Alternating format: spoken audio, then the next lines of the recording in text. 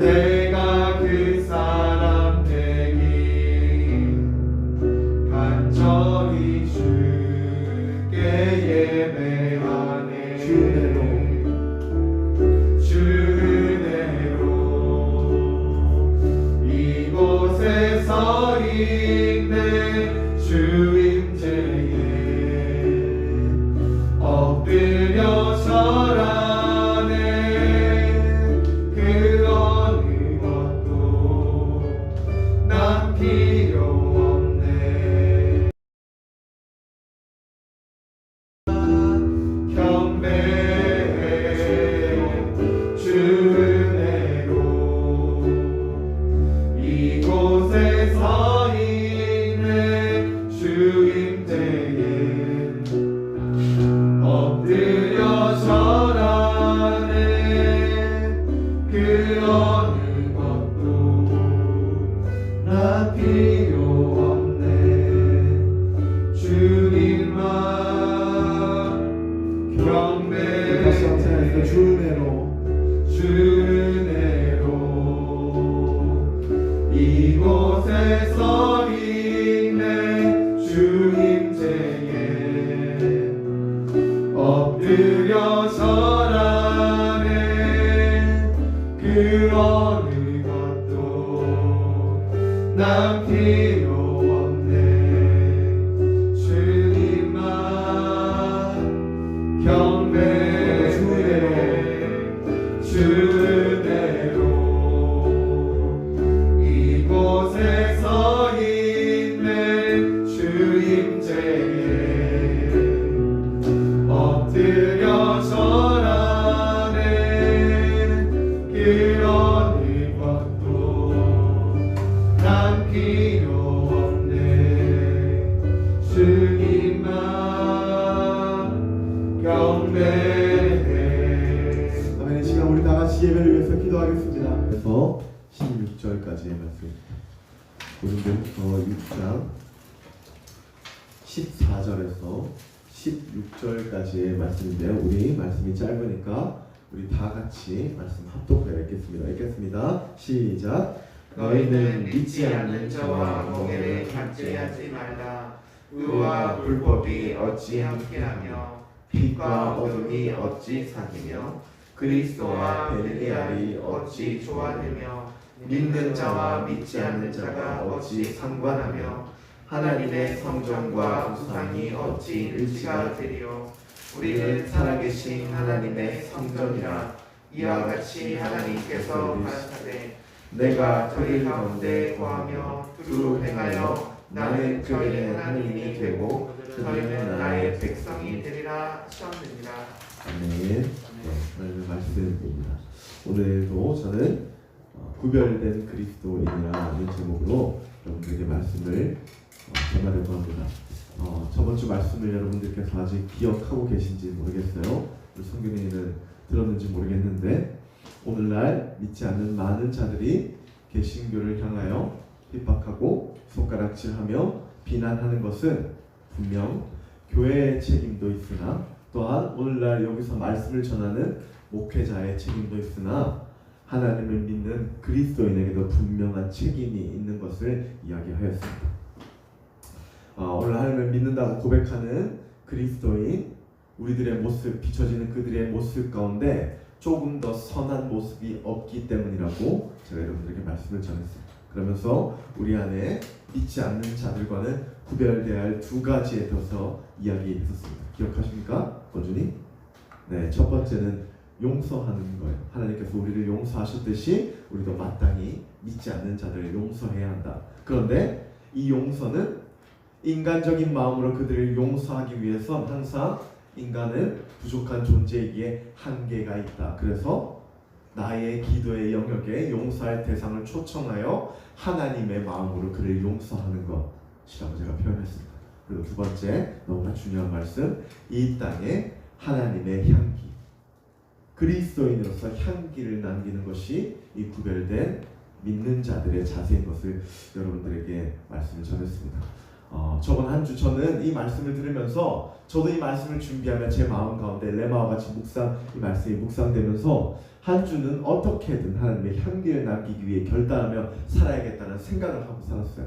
그래서 제 마음 가운데 하나님 보시기에 기쁠 만한 두 가지의 어떤 결단을 이 말씀을 준비하면서도 향기를 남기는 결단을 행했던 제 모습이 명확하게 기억이 남습니다.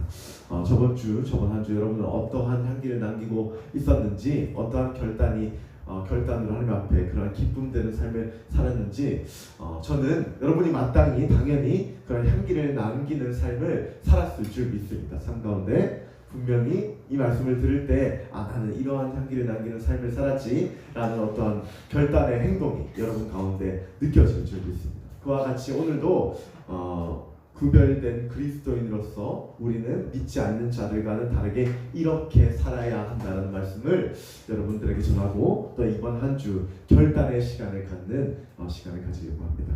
오늘 우리가 읽은 이 고린도 후서 말씀에서는 바울은 명확한 믿는 자로서 구별되어야 할 어떤 정체성에 대해서 먼저 이야기하고 있습니다. 우리 14절의 말씀, 본문 말씀 14절의 말씀인데요. 우리 다시 다 같이 한번 읽어보도록 하겠습니다. 시작. 너희는 믿지 않는 자와 멍에를 같이 하지 말라. 의와 불법이 어찌 함께하며 빛과 어둠이 어찌 사귀며. 많은 자들이 이 말씀을 읽고 이해할 때 믿지 않는 친구들과 관계하지 마라. 세상과 단절되어 우리는 온전히 하늘만 바라보고 살아가라 라는 말씀으로 참 많이 해석하곤 해요. 그런데 여기서 분명히 바울은 멍에라는 것을 이야기했습니다. 이 멍에라는 것은 레위기의 말씀을 인용한 구절이에요. 하나님께서는 당시 소는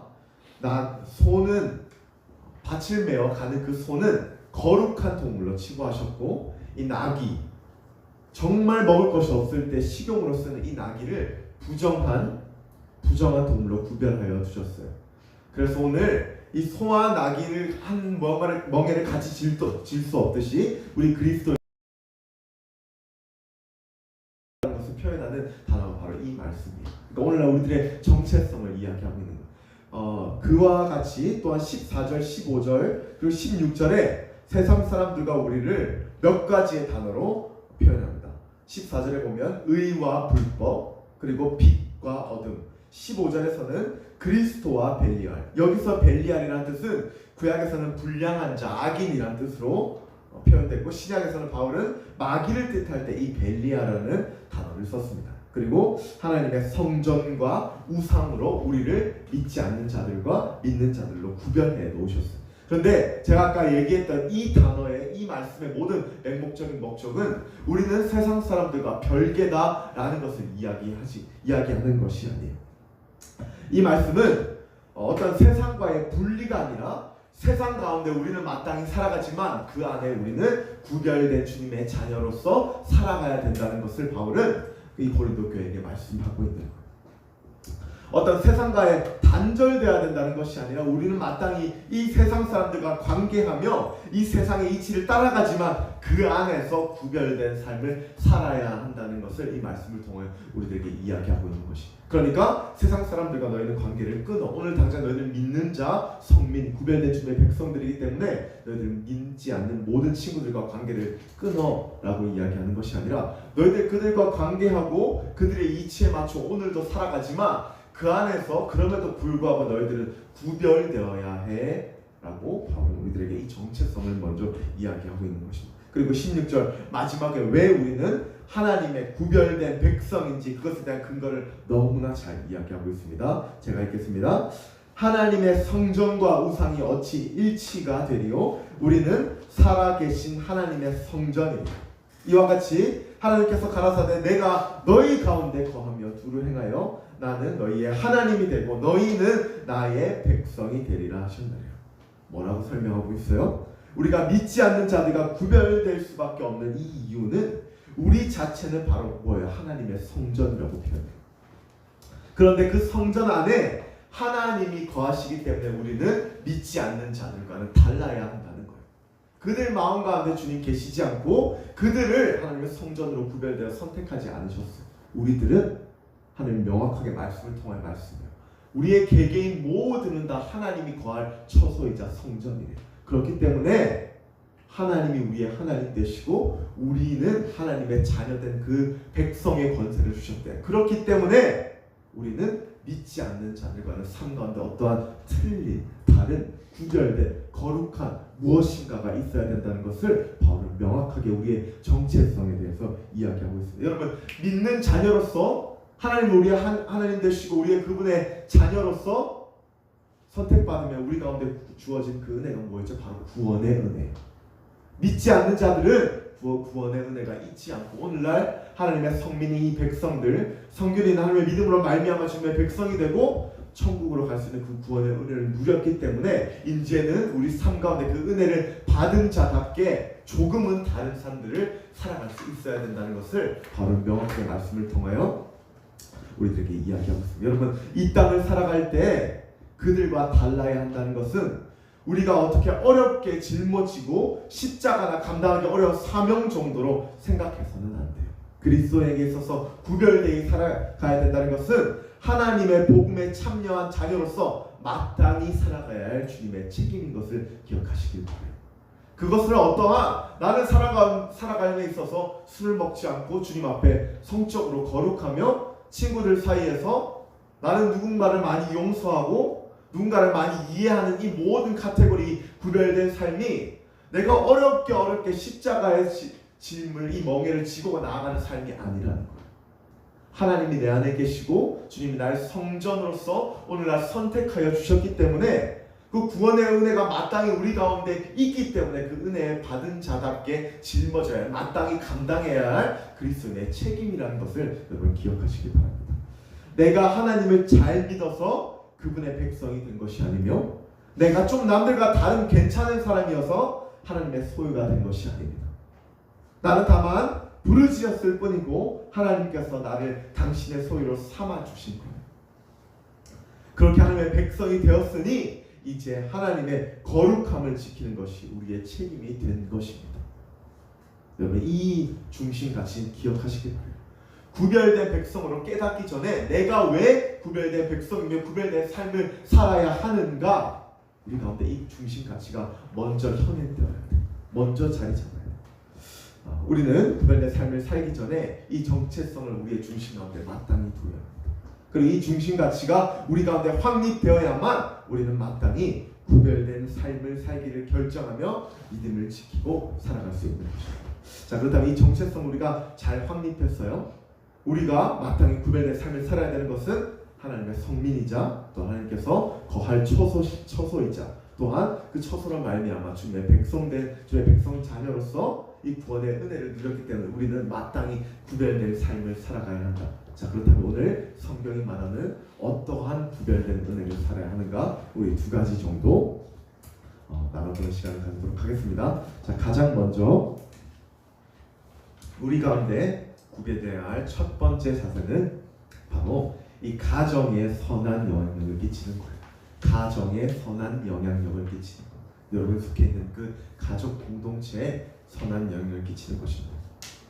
하나님께서는 우리를 어둠의 빛을 내기 위한 존재로 이 땅에 불러주셨어요. 빛이란 것은 이 선한 영향력을 의미합니다. 그런데 이 빛을 절대 이 세상에 믿는 자들만을 향하지 않게 하시고 우리가 속해 있는 가정에서도 그 선한 영향력을, 이 빛을 전하라고 우리들에게 말씀해 주셨습니다. 우리 다 같이 마태복음의 말씀입니다. 마태복음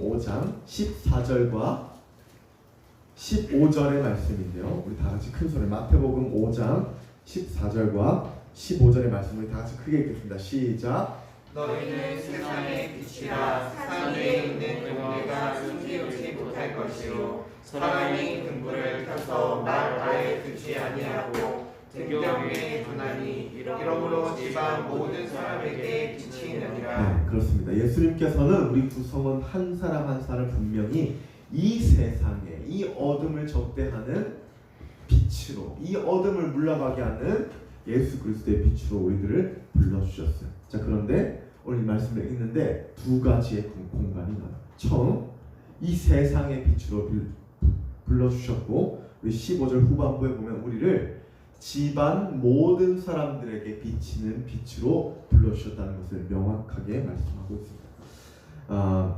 이 연휴 기간 우리는 모두 각자 속해 있는 가정으로 그리고 가족 구성원들에게 가게 될 것입니다. 저는 그때 이 말씀을 기억하셨으면 좋겠어요. 하나님의 믿는 자는 가정에서도 선한 영향을 마땅히 끼쳐야 합니다. 하나님의 구별된 백성은 다 같은 자녀가 아니라 부모를 공경하며 부모 가운데 선한 영향을 끼치는 그러한 자녀로서 살아가야 된다는 것을 여러분 기억하셔야 돼요. 여러분 알다시피 저는 살아계시는 하나님을 매우 늦게 만났어요. 20대 후반에 살아계신 하나님을 만났습니다. 늦게 만난 만큼 제 안에 어떤 형용할 수 없는 큰 기쁨과 하나님을 인격적인 큰 교제가 있었어요. 그런 저에게 정말 많은 변화가 있었습니다.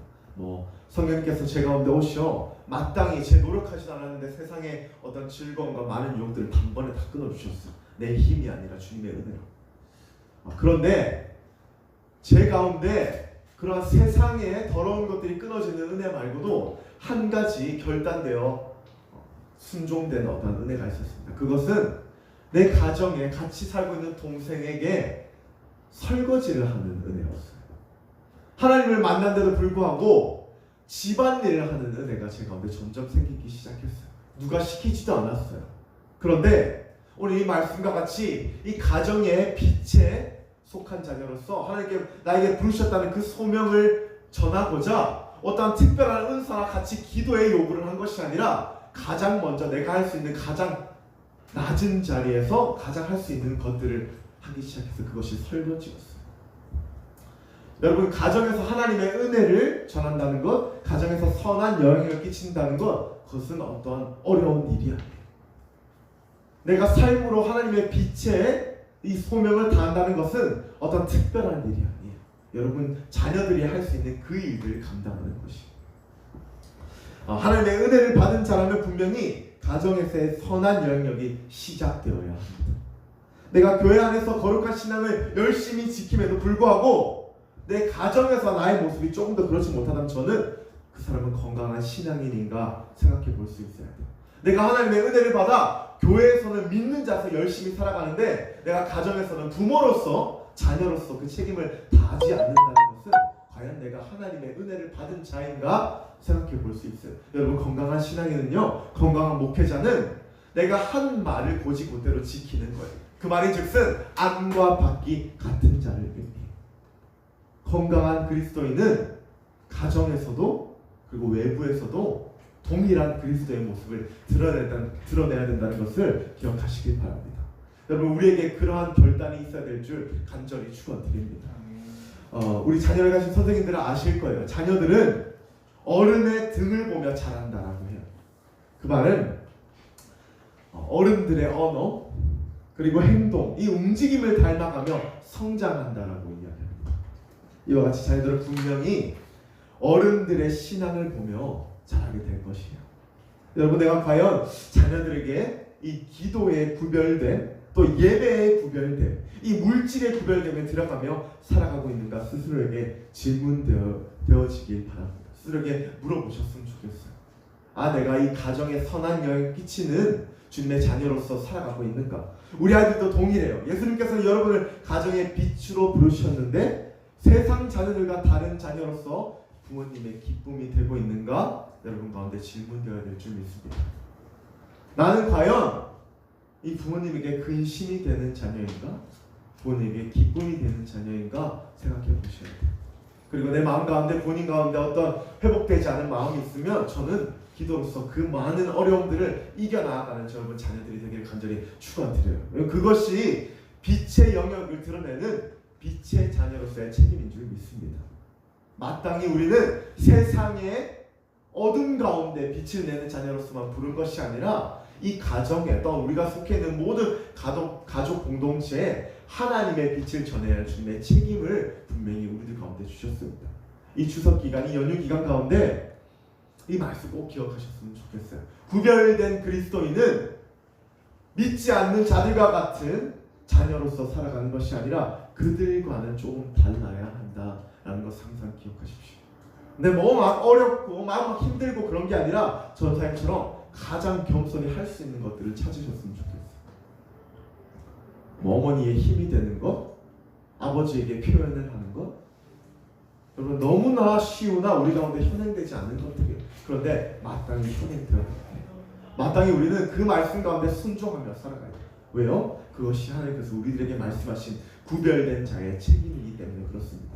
이 시간 오늘 이 연휴 기간을 맞아 나는 기억하시라, 나는 세상의 빛으로 부름받은 자녀일 뿐만 아니라 나는 이 가족 구성원에게 하나님의 부르심을 받은 빛의 자녀라는 것을 여러분 기억하시고 삶 가운데 또 우리 가정에 선한 영향력을 또 삶으로 예수 그리스도를 전하는 이번 한 주가 되시기를 간절히 축원드립니다. 마지막으로 여러분들에게 전할 그리스도인으로서 세상 사람들과 구별되어야 할 것입니다. 그것은 바로 예배를 지키는 일이에요. 제가 매일같이 이야기하는 이야기지만 또 전도사님이 저 이야기를 하나? 라고 물어보겠지만 저는 구별된 그리스도인은 이 예배를 힘써 지키며 목숨과 같이 지켜야 된다는 생각이 들었습니다. 우리 말씀을 제가 한번 읽어보도록 하겠습니다. 여러분들 귀로 들으시길 바라요. 출애굽기 3장 18절의 말씀이에요. 그들이 내 말을 들으리니 너는 그들의 장로들과 함께 애굽 왕에게 이르기를 히브리 사람의 하나님 여호와께서 우리에게 임하셨은즉 우리가 우리 하나님 여호와께 제사를 드리려 하오니 사흘길쯤 광야로 가도록 허락하소서 하라. 하나님이 모세를 부르시고 당당히 나아가 애굽 왕에게 외치라고 하셨던 한마디는 바로 내가 지금 여호와께 제사를 드리는 일, 즉 예배를 드리는 일이었어요.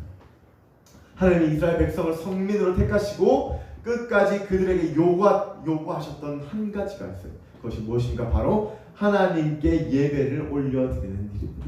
하나님의 구별된 그리스도인이 목숨같이 지켜야 할 것이 있어요. 그것은 바로 예배예요. 예배. 하나님의 예배의 요구는 시내산, 모세를 시내산에서 부르실 때도 동일하게 나타납니다. 출애굽기 23장 24절의 말씀에서 하나님께서 모세를 부르시고 그에게 말씀하시길 너는 그들의 신을 경배하지 말며 섬기지 말며 그것들을 다 깨트리며 내 하나님 여호와를 섬기라 말씀하셨어요. 여기서 섬기다라는 뜻은 히브리 단어로 바로 예배하다라는 뜻으로 해석됩니다. 하나님께서 시내산에서도 모세에게 하나님의 백성은 하나님께만 예배를 드려야 함을 명확하게 말씀하고 있어요. 처음 코로나가 발병되고 많은 사람들이 우리 개신교를 비난했어요. 너무 억측 같아. 그들 너무 심하다. 그들 그 예배의 중심 지키려고 오늘날 믿지 않는 자들에게 너무 많은 어려움을 준다라고 손가락질했어요. 너무 부끄럽게도 당시에 저도 개신교를 보면 그렇게까지 예배를 지키며 많은 자들에게 핀잔을 받아야 하는가? 우리 교회의 사명이 약자들을 향해 하나님을 전하는 것인데 그렇게 열심으로 예배를 지키는 것이 하나님의 소명에 합당한 것인가? 라는, 물론 저는 손가락질 하지 않았지만 라는 어떤 제 마음간에 의문이 있었습니다. 그런데 제가 특별히 이 말씀을 준비하면서 제 마음간에 들었던 단 하나의 생각이 있다면, 여러분, 어떠한 그리스도인보다 오늘날 이 어려운 상황 가운데서 자신의 목숨과 같이 예배를 지키는 바로 그 그리스도인이 저는 정말 구별된 그리스도인이라는 생각이 들었어요. 그 그리스도인이야말로 가장 복음적이고요, 가장 성경적이고요, 하나님 보시기에 이 말씀 가운데 가장 순종하는 그리스도인이라는 생각이 들었습니다. 생각해보면 하나님께서 이스라엘 백성을 부르시고 하나님께서 요구하신 것은 단 하나예요. 나만을 섬기는 것, 나를 위해 예배하는 것. 여러분, 그리스도인으로서 최선을 다하며 구별된 그 자세가 뭐예요? 바로 하나님만을 예배하며 하나님만을 섬기는 것입니다. 여러분, 이 어려운 순간에도 이 땅과 이 나라를 위해 기도하는 자가 누구예요? 바로 예배를 사모하는 구별된 그리스도인. 자신의 유익을 구치 않고 오늘도 열방을 보며 기도하는 자가 누구예요? 예배를 순종하며 하나님께 나오는 구별된 그리스도인. 저는 그러한 구별된 그리스도인이 저와 여러분들에게 간절히 축원드립니다. 여러분, 나중에 직장을 구하거나 하나님의 비전을 쫓으면 여러분 가운데 주어지는 것이 하나 있어요. 그것은 바로 명함이에요. 그 명함 가운데 여러분 이름과 여러분의 신상 명세와 여러분 직분이 적혀 있어요. 그리고 많은 자들이 그 여러분들의 명함을 보며 여러분들을 판단하게 돼요. 이러한 일을 하는 사람, 이러한 자, 이러한 직분을 가진 사람. 여러분, 우리 그리스도인도 명함이 있습니다. 저는 그것을 예배라고 표현하고 싶어요. 얼마나 내가 신령과 진정으로 예배를 드리느냐가 우리 그리스도인에게 허락된 하나님의 명함이라는 생각이 듭니다. 여러분, 누군가에게 내 명함을 드러낼 때 나는 목숨과 같이 예배를 지키는 그리스도인입니다, 당당하게 얘기할 수 있는 저와 여러분들에게 간절히 축원드립니다. 하나님께서 많은 것 요구하시지 않으셨어요. 믿는 자로서 해야 될 것은 하나님의 날에, 거룩한 그날에 예배 지키는 것이에요. 출애굽기 20장 8절에서 11절의 말씀, 하나님의 명령으로 주신 말씀인데 제가 읽겠습니다. 8절, 안식일을 기억하여 거룩하게 지키며 엿새 동안은 힘써 내 모든 일을 행할 것이나 일곱째 날은 내 하나님 여호와의 안식일인즉 너와 내 아들이나 내 딸이나 내 남종이나 내 여종이나 내 가축이나 내 문 안에 머무는 모든 객이라 또 아무 일도 하지 말고 엿새 동안에 나 여호와가 하늘과 땅과 바다와 그 가운데 모든 것을 만들고 일곱째 날에 쉬었습니다. 그러면 나 여호와가 안식일을 복되게 하여 그 날을 거룩하게 하였느니라. 이 날을 지키는 것, 오늘날 우리가 이 예배를 사서야 되는 것은 하나님의 명령이기 때문에, 그리스도인에게 허락된 하나님의 명령이기 때문에, 이것은 내 신체가, 내 육체가 피곤하고 오고 안 오고의 결단의 문제가 아닙니다. 마땅히 와야 될 하나님의 자리인 것을 여러분 기억하시기 바랍니다. 구별된 그리스도인은 하나님 앞에 예배로 타협하지 않습니다. 그리고 믿지 않는 자들에게 나는 믿는 자로서 이러한 믿음과 신념이 있다는 걸 삶으로 보여줘요.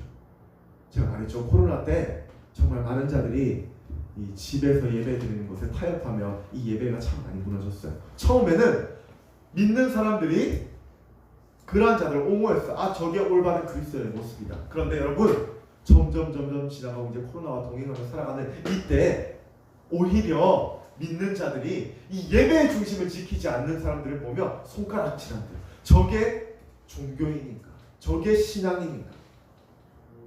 저는 믿지 않는 자에게 가장 우리의 믿음을 드러낼 수 있는 한 가지가 바로 힘써 예배를 지키는 이것이라고 생각합니다. 그들 가운데 우리가 구별되어 보여줄 수 있는 이 믿음이 바로 저는 힘써 예배를 지키는 믿음이라는 생각이 듭니다. 타협하지 않길 바라요. 구별된 그리스도인이라면 목숨과 같이 예배를 지키는 여러분 되시기를 간절히 축원드립니다. 우리는 구별된 그리스도인답게 이 땅에 믿지 않는 자들에게 하나님을 믿는 자들은 어떠한 상황과 환경에서 이렇게 힘써 예배를 지키며 타협되지 않는 믿음을 가지고 있다는 것을 삶으로 보여주셨으면 좋겠어요.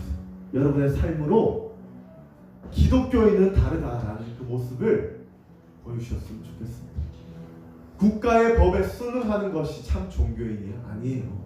그럼에도 불구하고 주님이 허락한 이 말씀을 지키는 것이 저는 구별된 그리스도인이라고 생각합니다. 저는 이 말은 절대 어떤 국가가 제시한 그 많은 법들을 위법하라는 것이 아니라 국가가 허락해준 그 많은 기준들을 지키는 선 안에서 마땅히 할 수 있는 최선의 예배를 당연히 드려야 된다는 것이 의미해요. 여러분, 예배를 힘써 지키는 여러분 되시길 간절히 축원드립니다. 마지막으로 우리 할렐루야 교회 담임 목사님께서 구별된 그리스도인의 정의에 대해서 너무나 잘 말씀해 주셨는데 이 말씀이 저에게 참 많은 감동이 되어서 여러분들에게 전하고 이 말씀을 마치겠습니다. 세상으로부터 구별된 그리스도인은 세상에서 외톨이를 의미하는 것이 아니에요. 자, 구별된 그리스도인은 세상으로서의 외톨이를 의미하는 것이 아니에요. 세상과 구별된 이 거룩으로 도리어 세상을 바꾸고 새롭게 하는 것, 그것이 구별된 그리스도인이 추구하는 믿음과 거룩의 역설입니다라고 표현했어요. 자, 오늘날 우리가 남들보다 조금은 손해보고 남들보다 조금은 거룩하고 남들보다 조금 더 본인께 기쁨이 되는 이 삶들을 살아가는 것이 세상과 다른 어떤 배제된 일이 아니래요. 우리는 그 안에서 어둠 가운데서 거룩함을 지키기 때문에 이 많은 어둠을 거룩으로 바꾸는 거룩한 그리스도인, 구별된 그리스도인, 이것이 우리들의 사명이자 믿음이자 지켜야 될 역설이라고 목사님께서 표현하고 있습니다. 우리는 외톨이가 아니라 많은 어둠을 바꾸는 중심에 있는 하나님의 백성이라는 것, 기억하시길 바랍니다. 구별된 그리스도인은 절대 이 세상의 외톨이가 아니라 세상을 바꾸어야 할 하나님의 선택된 백성이라는 것을 기억하시기 바랍니다. 오늘 말씀처럼 우리 가정에서 선한 빛으로 많은 자들에게 선한 영향을 끼치고 또한 구별된 그리스도로 삶 가운데 예배를 힘써 지키며 이번 한 주 결단하고 구별된 그리스도로 살아가는 여러분 되시기를 간절히 축원드립니다. 네.